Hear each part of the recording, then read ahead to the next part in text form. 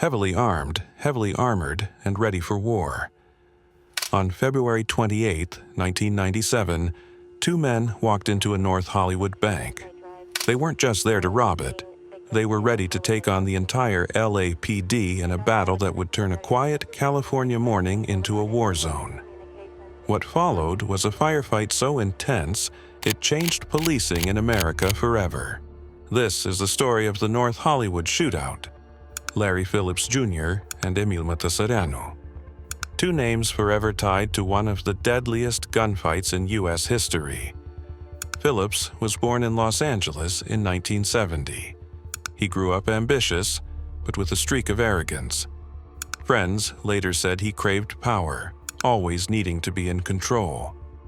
Emil Matasareanu, born in Romania in 1966, had immigrated with his family, chasing the American dream. But Emil struggled to fit in, described by neighbors as socially awkward, insecure, and hot-tempered.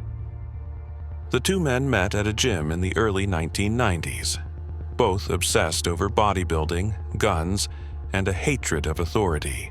That bond quickly turned into a dangerous partnership.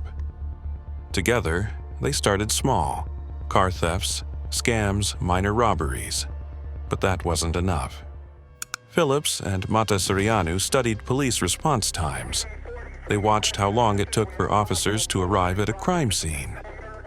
They practiced at shooting ranges with modified weapons, learning how to spray hundreds of rounds without hesitation.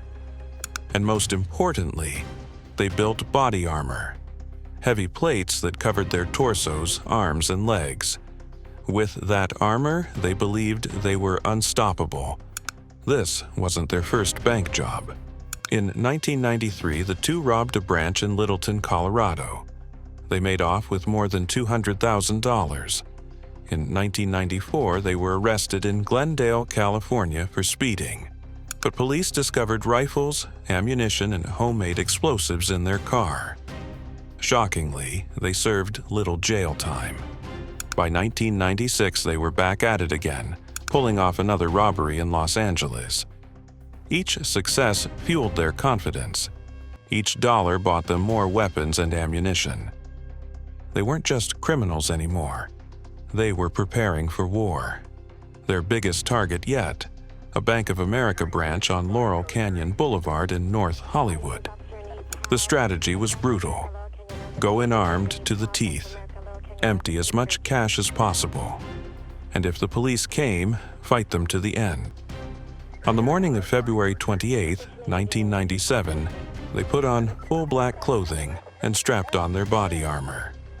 Their arsenal looked like something out of a battlefield: multiple AK-47s with drum magazines, a Bushmaster rifle, a Heckler & Koch 91, several handguns, and over 3,000 rounds of ammunition.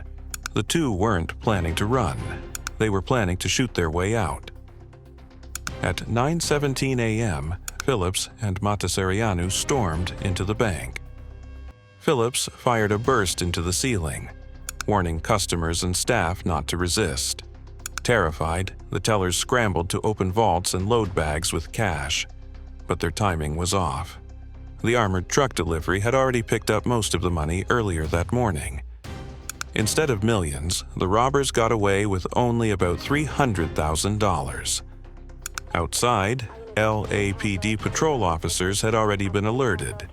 They began surrounding the bank, setting up a perimeter. But the robbers weren't worried.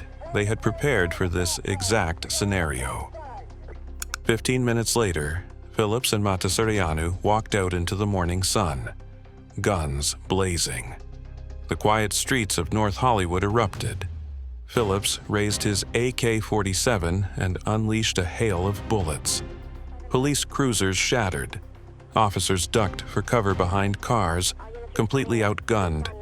The LAPD's standard weapons at the time, 9mm pistols and 12-gauge shotguns, were useless. Bullets bounced off the robbers' homemade armor like pebbles.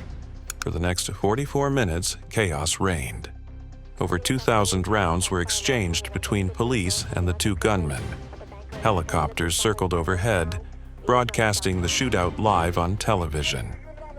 Millions of viewers across the country watched the standoff unfold in real time. Civilians were trapped in nearby shops, crawling on the floor to avoid stray bullets. Cars were abandoned in the middle of the street. Some officers later said it felt like they were in a war zone. Except this was a suburb in Los Angeles. Phillips advanced slowly, methodically, reloading drum magazines in full view of officers. At one point, he walked calmly across the street, firing as if he had all the time in the world. The LAPD was desperate. Some officers ran to a nearby gun shop and borrowed AR-15 rifles, returning to the scene armed with weapons that could finally pierce the robbers' armor.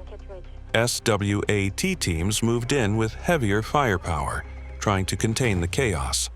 But even with the reinforcements, the robbers held their ground.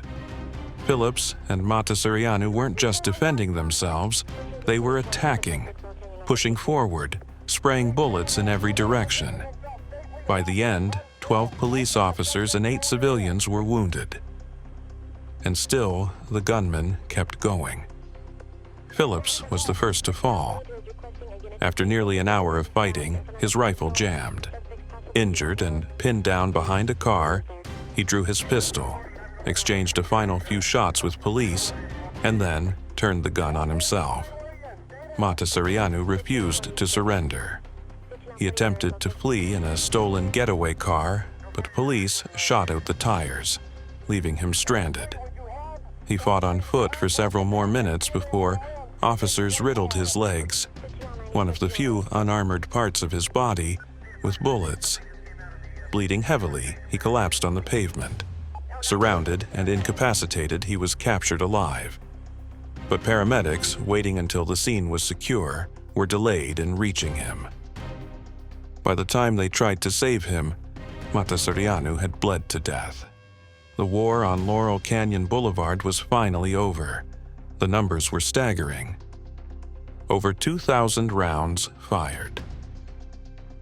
17 people injured. 2 men dead. Millions of dollars in property damage. But perhaps the most shocking fact, not a single innocent civilian was killed. The LAPD, however, took heavy criticism. Why were their officers so outgunned? Why did it take a borrowed rifle from a gun shop to even the odds? The answers led to sweeping change. After the shootout, police departments across America upgraded their arsenals. Officers were issued patrol rifles, heavier armor, and better training for urban warfare. The North Hollywood shootout exposed a dangerous gap in law enforcement preparedness and forced cities to adapt. The shootout left scars on Los Angeles. For those who lived through it, the sound of gunfire that morning would never be forgotten. For police, it became a turning point. Proof that the old days of revolvers and shotguns weren't enough in a world where criminals had access to military-grade weapons. Pop culture immortalized it.